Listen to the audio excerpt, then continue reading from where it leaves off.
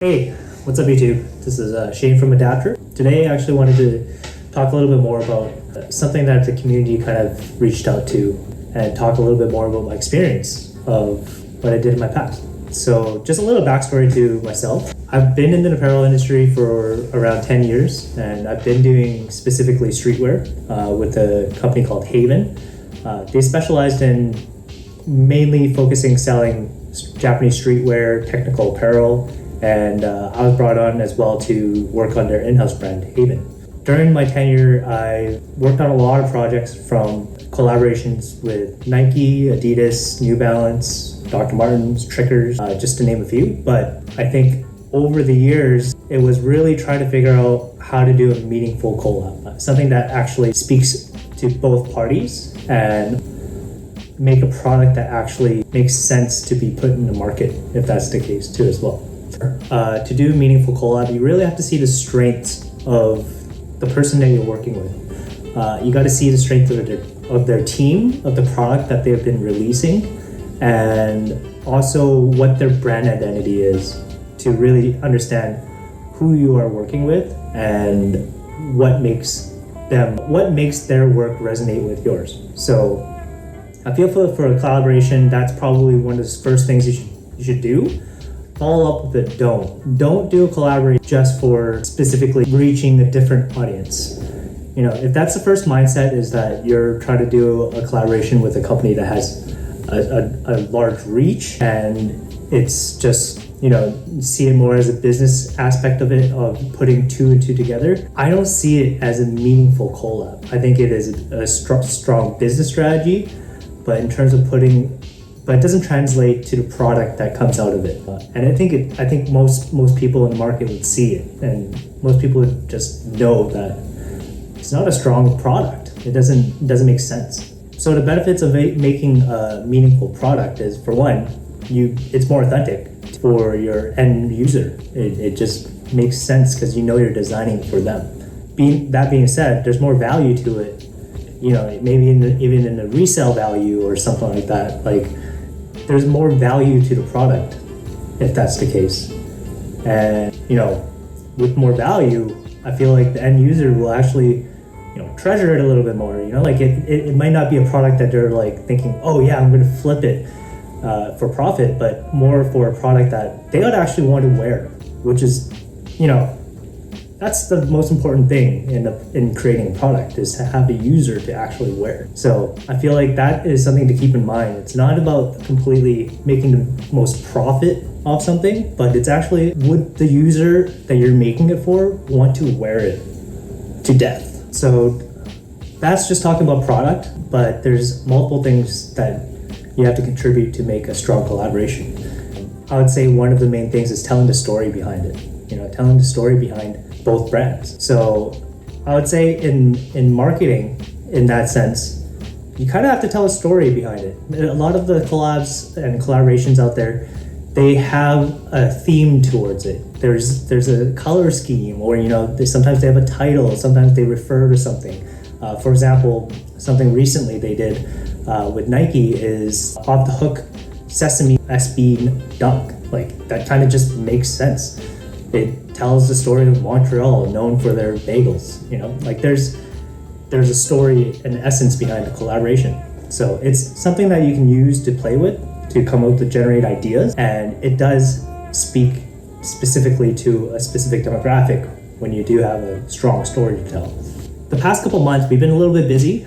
We haven't been doing something that's specifically for Adapter, but we had two of our close friends launch their brands not that long ago.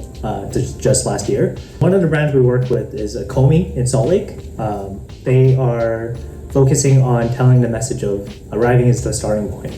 So it's kind of like an immigrant story and their journey and to North America or anywhere. And arriving as a starting point is such a strong message to who he is and represents what he's trying to do for a brand, for awareness for immigrants, and the journey that it takes to get to where they want to be.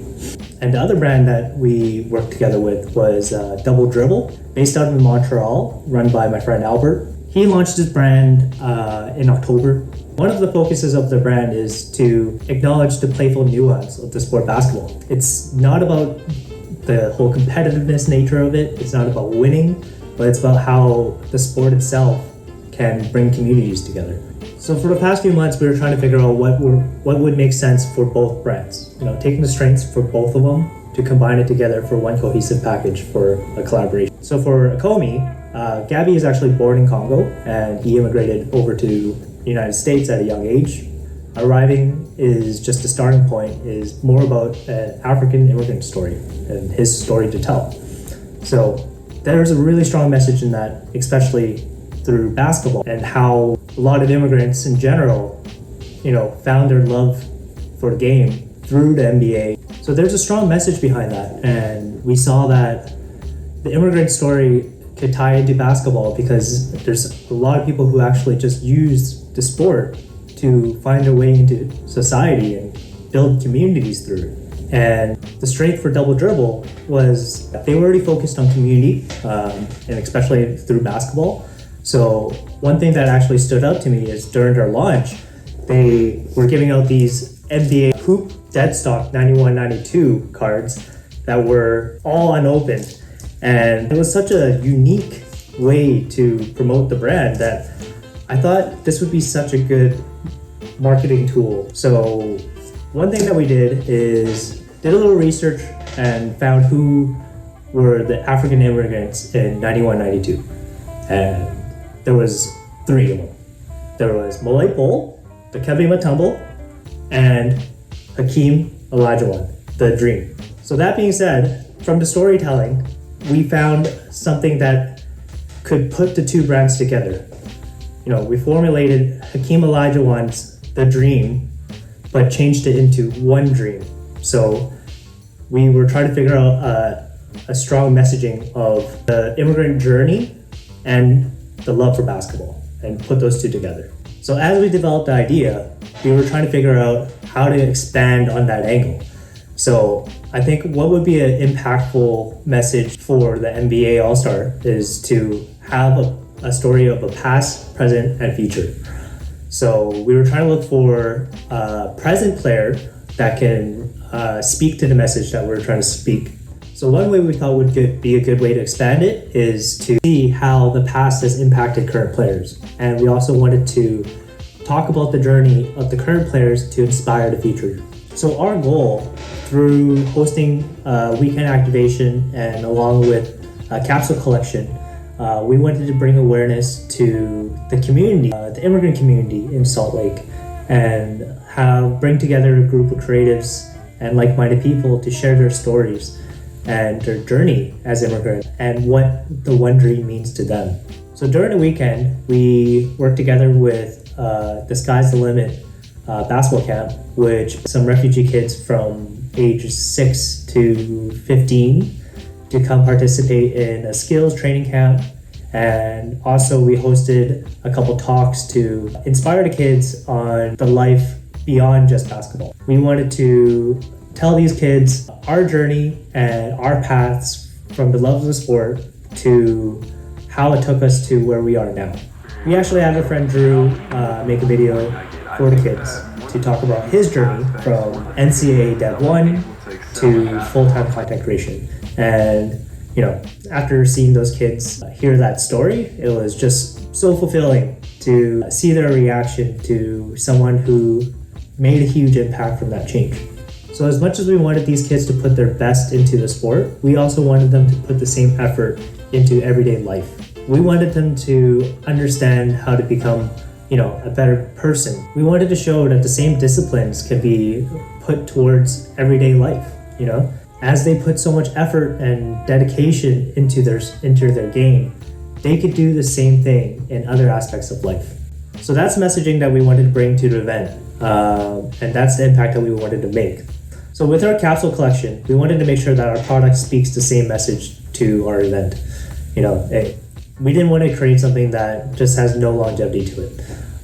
As easy it is to just print on blanks and just have a product ready to sell, that just wasn't enough for us, So we decided to create a collection from scratch. It's a complete cut and sew program. We picked the material, picked the fabric, spec'd out the fit and worked on a completely unique graphic that we think really speaks to the whole event. So this is the t-shirt that we made. It's actually completely custom to the material that we picked, to the specs. We actually based the specs closer to the adapter standard fit.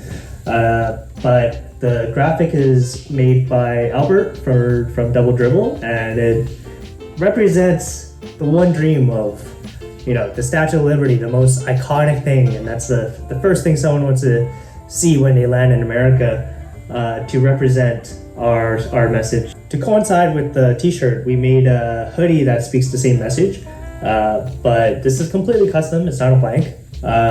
But there's one thing that's really unique that we didn't really speak too much on, is the backing and material is almost like a mink-like fox fur. So this is custom developed by Gabby from Akomi, and this material will be used for his future collections. But the one thing that we noticed is that, it looks like a basic black hoodie, but when everyone tried it on, they were just shocked with the quality and the fabric that we decided to use. So, as impactful as our event was, same goes with the product. It has to be just as impactful. It has to speak the same message.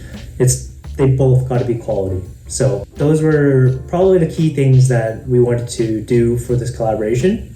And we felt like we achieved it. We made a strong local impact. And, I feel like people's stories that were heard. We feel like we told our story, and we felt like we gave back to the community. So I would say this project overall really hits all the spots for what it takes to be a strong collaboration.